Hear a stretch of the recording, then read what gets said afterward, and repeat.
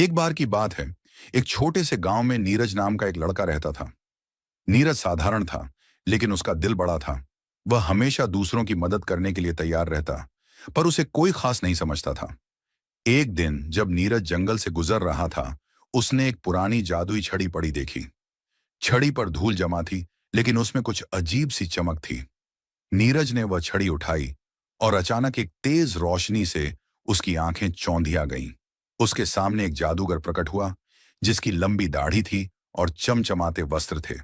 जादूगर ने यह कहा, छड़ी अब तुम्हारी है, लेकिन याद रखना, इसका उपयोग तुम सिर्फ दूसरों की मदद के लिए कर सकते हो। नीरज ने हामी भरते हुए कहा। मैं वादा करता हूं, मैं इसका सदुपयोग करूंगा। जादूगर मुस्कुराया और गायब हो गया। अब नीरज के पास एक जादुई छड़ी थी। वह गांव लौटा और उसने अपनी नई शक्तियों से लोगों की मदद करनी शुरू कर दी। जहां कोई बीमार होता, नीरज उसे छड़ी से ठीक कर देता। जिसके पास खाने को नहीं होता, वह उन्हें भोजन उपलब्ध करा देता। गांव के लोग अब नीरज को बहुत मानने लगे थे।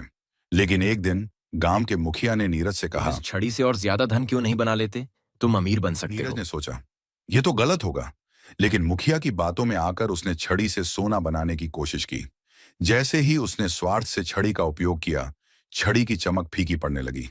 और फिर छड़ी ने अचानक खुद को हवा में उठा लिया और एक गहरी आवाज आई। स्वार्थ के लिए जादू का उपयोग गलत है। नीरज ने घबराते हुए माफी मांगी, लेकिन छड़ी टूटकर टुकड़े टुकड़े हो गई। उसने महसूस किया कि उसकी गलती थी।